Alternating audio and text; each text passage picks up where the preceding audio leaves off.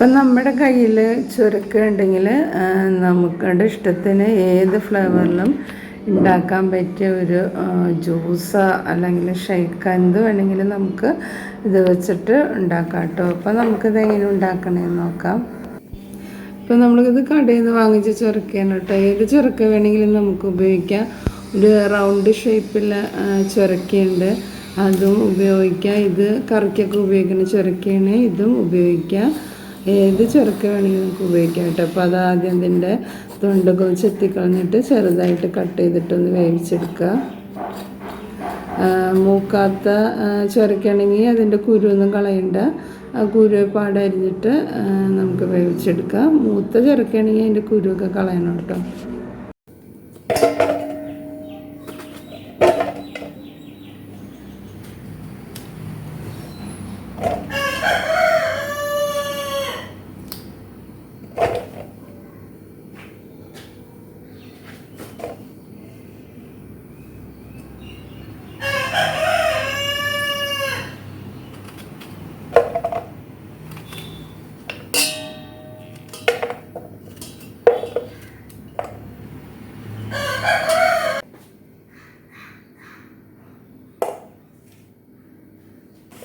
ഇതിലേക്ക് ഒരു കുറച്ച് വെള്ളം ഒഴിച്ചു കൊടുത്താൽ മതി. പിന്നെ ഒരു നുള്ളു ഉപ്പിട്ട് കൊടുക്കുക, അല്ലെങ്കിൽ ഒരു മധുരം ഒരു പച്ചവെള്ളം ചോക്കുന്നറിയില്ല അതേപോലെ ഇരിക്കും. ഒരു നുള്ളു ഉപ്പിട്ട് കൊടുക്കുക കേട്ടോ. ഒരുപാട് വെള്ളം ഒഴിച്ച് കഴിഞ്ഞാൽ ലൂസായി പോകും, കുറച്ച് വെള്ളം ഒഴിച്ചെടുത്താൽ മതി. അപ്പോൾ ഇത് വേവിച്ചെടുത്തിട്ടുണ്ട്. ഇനി നമുക്ക് മിക്സിയുടെ ജാറിലിട്ടൊന്ന് അടിച്ചെടുക്കാം. ഇതിലേക്ക് ഞാൻ നല്ല കട്ടിയുള്ള തണുത്ത പാൽ ഒഴിച്ചു കൊടുക്കുന്നുണ്ട്. ഒരു 1/2 ലിറ്റർ പാലാണ് ഒഴിച്ചു കൊടുക്കുന്നത്.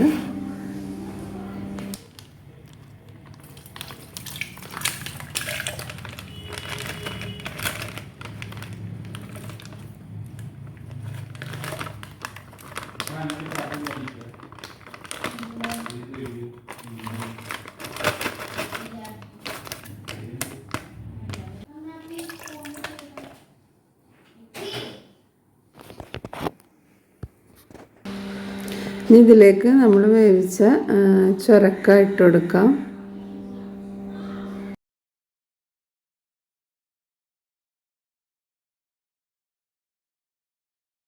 ഇതിലേക്ക് നമ്മൾ ചേർക്കാൻ പോകുന്നത് സ്പെഷ്യൽ ഫ്ലേവറാണ്. തണുപ്പിന് വേണ്ടിയിട്ട് കുറച്ച് ഐസ് ക്യൂബും ഇട്ട് കൊടുക്കുക.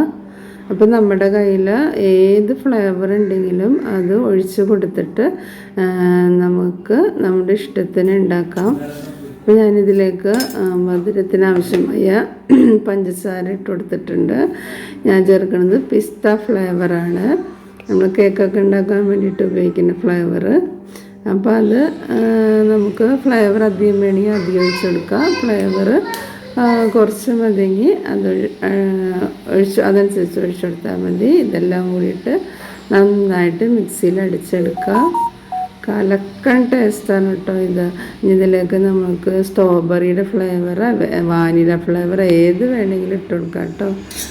അപ്പോൾ നല്ല പിസ്ത ചുരക്ക ജ്യൂസ് റെഡി ആയിട്ടുണ്ട്. കുറച്ചുകൂടി കട്ടി കുറച്ചെടുത്ത് നമുക്ക് ഷേക്ക് പോലെയൊക്കെ എടുക്കാം. അപ്പോൾ ഇത് ലൈറ്റിൻ്റെ ഇതനുസരിച്ച് നിറം മാറി വരുന്നുണ്ട് കേട്ടോ. അപ്പോൾ ശരിക്കും ഇത് പിസ്ത കളറായിട്ട് തന്നെയാണ് കിട്ടിയേക്കണം.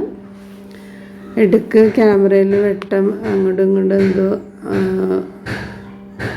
അഡ്ജസ്റ്റ് ചെയ്ത് വരുമ്പോൾ നിറം മാറി വരുന്നുണ്ട്.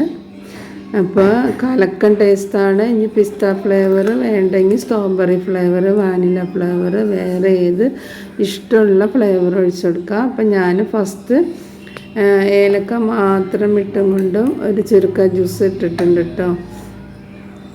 അതും ഇതേപോലെ തന്നെ അടിപൊളി ടേസ്റ്റാണ്. അപ്പോൾ ഈ വേനൽക്കാലത്ത് ചുരക്കയൊക്കെ കറി വയ്ക്കാൻ ഇഷ്ടമുണ്ടെങ്കിൽ ഇതേപോലെയൊക്കെ ഒരു ജ്യൂസ് ഷേക്ക് ഉണ്ടാക്കി കുടിക്കാം കേട്ടോ. അടിപൊളി ടേസ്റ്റാണ്.